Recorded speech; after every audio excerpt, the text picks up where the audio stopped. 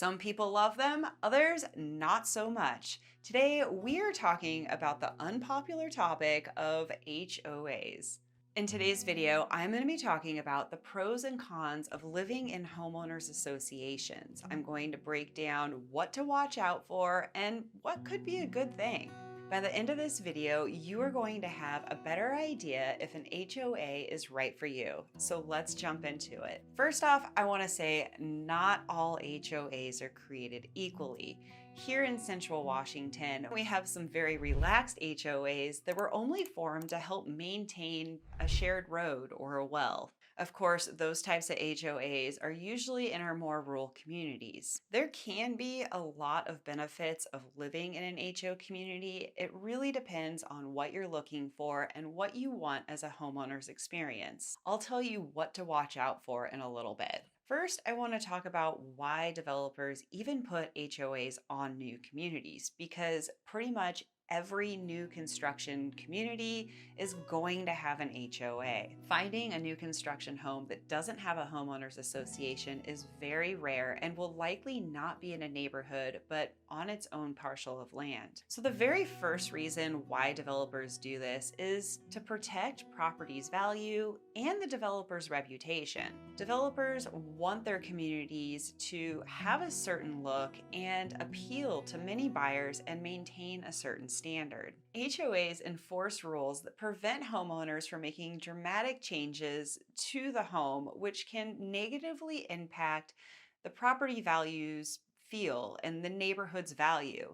Things like painting a house neon green or letting the backyard become overgrown. The rules that a developer will put on a community will really depend on the community. Some communities will allow you to have an RV in your driveway, some will say it needs to be behind a fence, and others won't allow an RV on the property at all. If you are buying land in a new development, the HOA is likely going to restrict the type of house that you build, the size of house, the type of siding you use, and the roofing material. All rules that are bound to an HOA can be found in the title report of the property. Myself or your realtor can help you find those. We just touched on this a little bit, but the next reason why developers do this is to maintain a cohesive look. New developments often have a planned aesthetic, and the HOA ensures the homes are being maintained and staying uniform. This can include the type of landscaping, fencing, exterior paint colors, even the mailbox design. After all, a neighborhood that all looks the same doesn't happen by mistake. Now, I want to say that we do have HOAs in Central Washington where there really isn't any of those rules at all, and you can feel that when you drive through the neighborhood.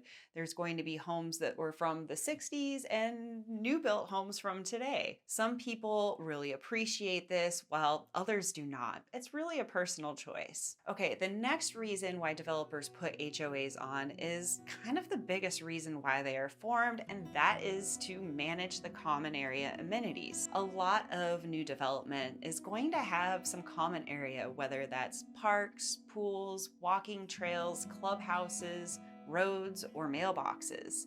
The HOA is responsible for maintaining these, ensuring that they don't fall in despair. Without an HOA, homeowners would have to self-organize to handle this maintenance, which can be very chaotic and inconsistent. The community pool does not keep itself clean. Okay, this next one is probably the most important to the developer of why they put HOAs on communities, and that is to reduce the developer's liability. During the early phases of the development, the developer usually manages the HOA, but once enough of the homes have sold, the control is usually released to the homeowners. This shifts the responsibility of maintaining the roads and signs and amenities of a community from the developer to the neighborhood itself, saving the developer the long-term financial burden and legal obligation. The next reason that they do this is to create long-term stability. After all, this home is probably one of the biggest investments you're making. A well-ran HOA ensures that the neighborhood remains desirable over time. This makes it easier to attract buyers in the future and helps maintain the value in your property. Okay, this last reason we don't see a lot, but it can come up, and that is rent control. Developers often want to avoid a large number of rentals in their community because it leads to less wear and tear and more invested homeowners. By implementing rental restrictions through the HOA, they can attract more owner occupants. So there's so much controversy over short-term rentals, and generally people don't want them in their own neighborhood. One of the best ways to keep this from happening is to live in an HOA that doesn't allow them. So let me ask you this. Tell me in the comments, would you prefer to live in an HOA community if the rules were reasonable? Okay, so let's talk about what can make an HOA a living hell. There are some HOAs out there that can really be a headache. To ensure that you are not moving into an HOA that is a complete nightmare, you can also request the HOA budget to see how healthy the HOA is financially. This can really give you some insight if there's going to be any big assessments coming up. Okay, so let's talk about some of the downsides of an HOA. First, and probably one of the biggest, is the strict rules that can come with an HOA. It can control everything from the color of your house to the kind of mailbox that you have. If you want to put a basketball hoop up for your kids, you're probably going to have to ask for approval first. Thinking about holiday decorations, there might be a time length of how long you can keep those up. There could be rules on whether you can have a boat, an RV, or trash cans visible from the street. Violating these rules can really stack up into some serious fines, and if these fines aren't paid, the HOA can put a lien on your home. HOAs ran by corporations are typically the strictest because, after all, they were hired to maintain the HOA standard. This typically results in more fines, and a lot of times these corporations can make money off of the more fines they hand out. The good news is most of the HOAs in Central Washington are ran by the neighbors in the community. Now, this can be a blessing or a curse because an HOA that is ran by the community members of the neighborhood, they will have a board, and that board is formed by volunteers. Of course, the owners in the HOA can vote these people in. However, there can be a lack of people who want these positions or are even qualified for them. Some HOAs are great and are ran really smoothly, but others can have board members who are overzealous or even corrupt, leading to unfair violations and regulating of rules and financial mismanagement, possibly embezzlement. Then there are also the monthly and annual fees that come along with an HOA. This can range anywhere from a couple $100s a year to several $1,000s a year, depending on the HOA you're in.